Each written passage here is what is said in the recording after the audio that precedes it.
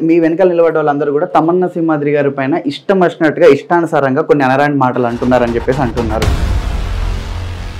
ఇలాంటి మాటలు వచ్చినప్పుడు మీరు ఎలా తీసుకుంటారు? వాళ్ళకి ఆకుకి పువ్వుకి తేడా పెట్టి మీరు ఒక దగ్గర ప్రజల కోసం కాకుండా వ్యక్తుల కోసం ఎందుకు నిలబడుతున్నారని చెప్పేసి అందరి వాదన, మీరేమంటారు? నేను ప్రజల కోసమే వచ్చాను, కానీ ఏంటంటే ఎక్కడ తప్పు జరిగితే నేను ఫస్ట్ నుంచి నా గురించి తెలుసు. సో ఇప్పుడు పవన్ కళ్యాణ్ గారి వల్ల ఎంతో మంది జన సైనికులు జనసేన నమ్ముకుని పవన్ కళ్యాణ్ గారు నమ్ముకున్న నా కమ్యూనిటీ వాళ్ళు, మా కులస్తులు ఎంతో మంది నాశనం అయిపోయారు.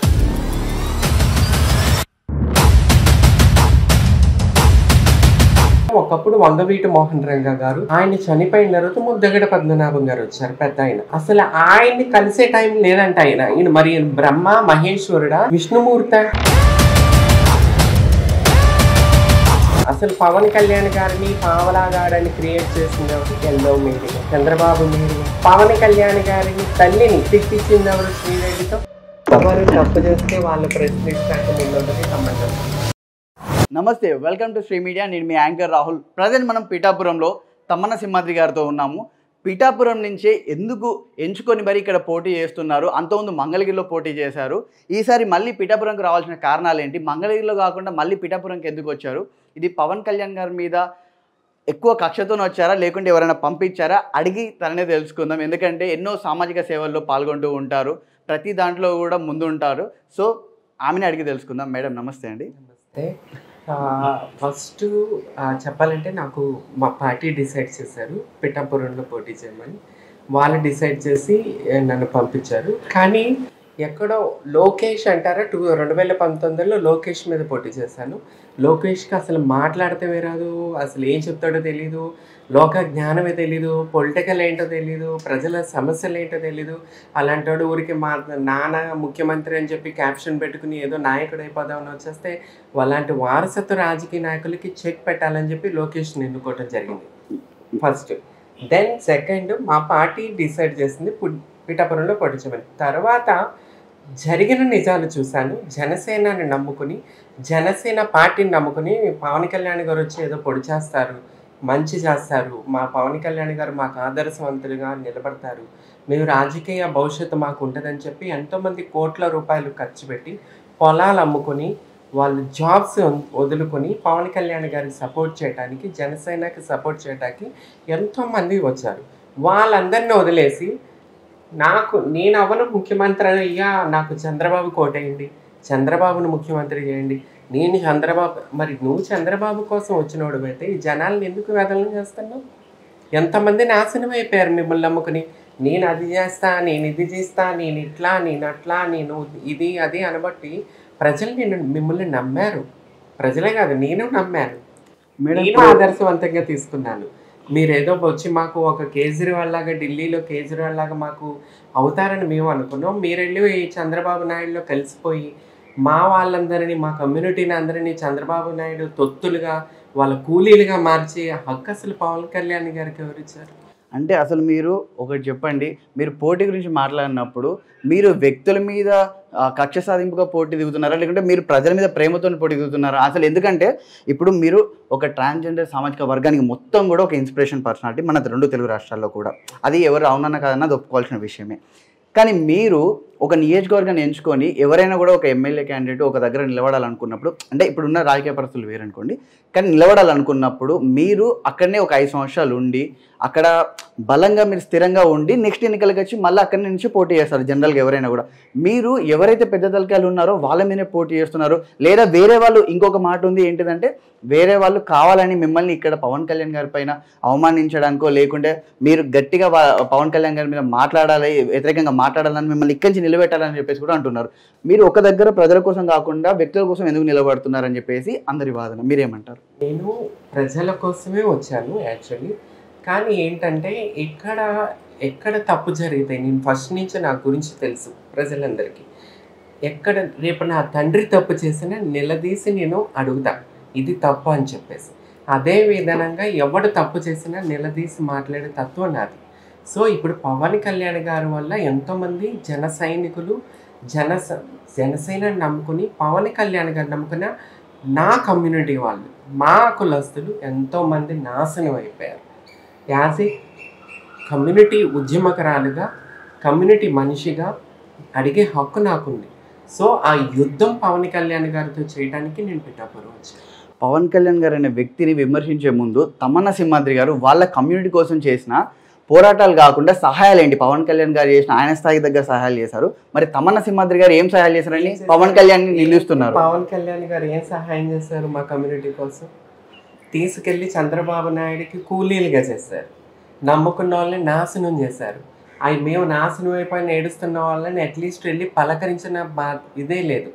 ఏంటంటే ఇప్పుడు పవన్ కళ్యాణ్ జనసేన పార్టీ కోసం కష్టపడి, జనసేన పవన్ కళ్యాణ్ గారిని ముఖ్యమంత్రి చేయాలని చెప్పి కష్టపడిన వాళ్ళందరినీ పక్కకు తోసేసి తెచ్చింది 21 సీట్లు, టికెట్లు. ఆ 21 కూడా తెలుగుదేశం పార్టీ వాళ్ళకి ఇచ్చారే తప్ప జనసేన పార్టీ కోసం పనిచేసిన వాళ్ళకి ఇవ్వాలి. దీన్ని బట్టి మీకేం అర్థమవుతుంది? పవన్ కళ్యాణ్ గారు ఎందుకు వచ్చారు పాలిటిక్స్లోకి? మా కమ్యూనిటీ వాళ్ళకి ఏమన్నా చేసిందేం లేదు.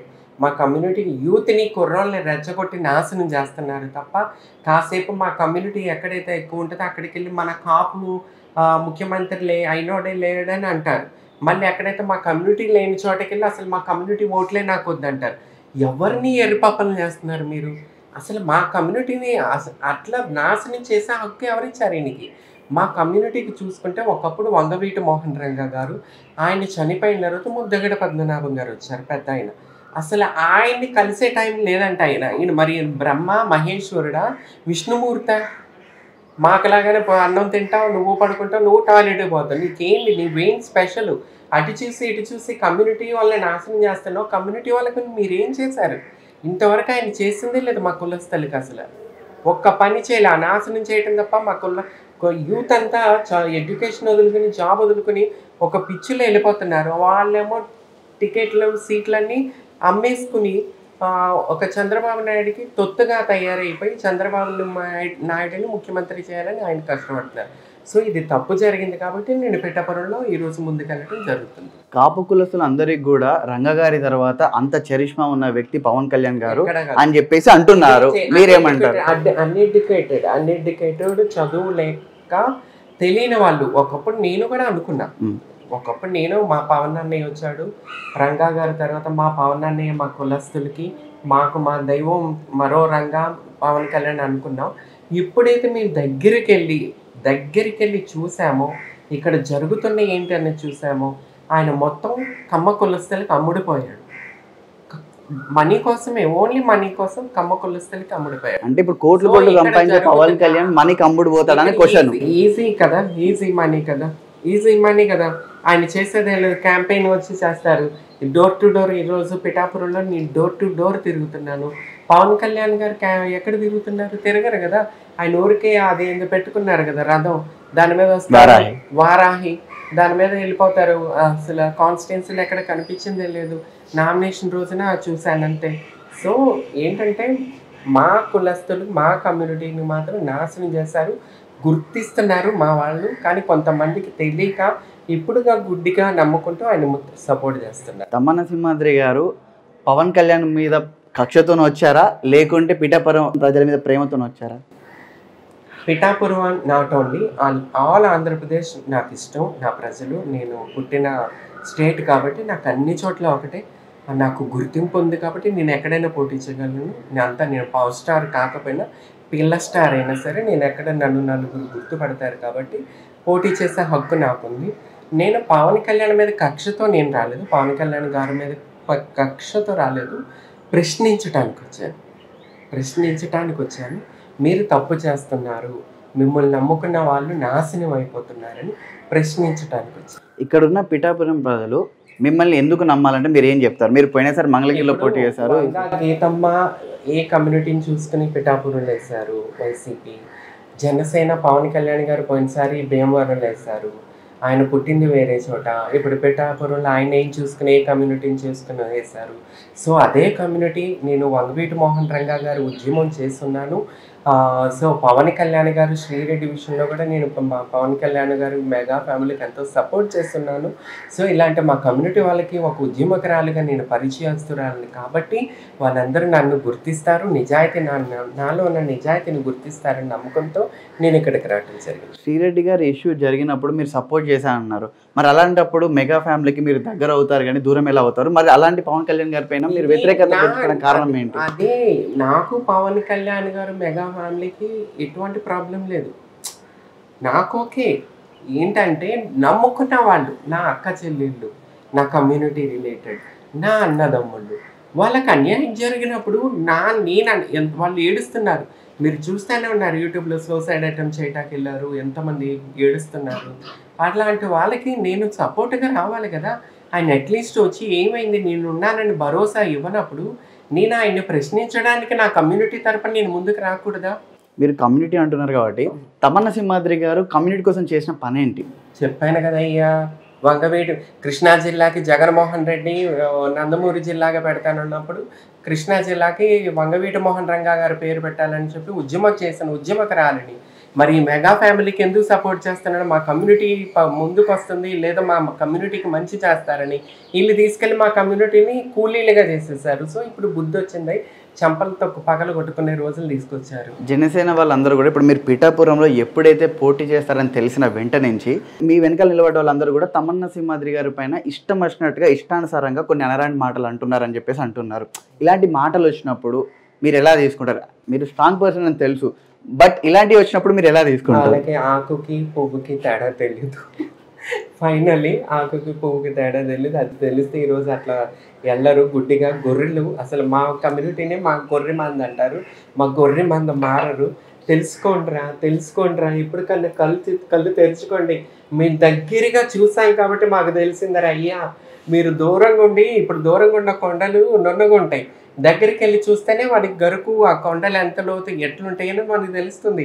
మేము దగ్గరికి వెళ్ళాము అయ్యా, మాకు తెలిసిందరా అయ్యా, మాకు బుద్ధి వచ్చి చంపలు కొట్టుకుంటున్నాం, మారండిరా. ఎట్లాగో మన కమ్యూనిటీ వాళ్ళకి ఏం ఉండదు, ఒక మందు చుక్క ముక్క ఇవి ఉంటే చాలని ఎదగుదల ఉండదని ఎగతాలు చేస్తూ ఉంటారా. మీరు అలాగే ఉండిపోతారా, మారండిరా, భవిష్యత్తు చూసుకోండిరా. పవన్ కళ్యాణ్ గారిని తిట్టడానికి తమన్నా సింహాద్రి గారికి ఎంత ఇచ్చారు, ఎంత ప్యాకేజ్ పుట్టిందని అంటున్నారు, మీరు ఏమంటారు? కళ్యాణ్ గారిని తిట్టడం ఇంతవరకు ఆరల్ రికార్డులో నువ్వు చూసుకున్నావా? బూతులు తిట్టానా? బూతులు కాదు, ఏమైనా తిట్టానా? కనపడుతున్న దాంట్లో పర్టికులర్ గా పిఠాపురంకి వచ్చి మీరు విమర్శించడానికి నేను ప్రశ్నిస్తున్నా.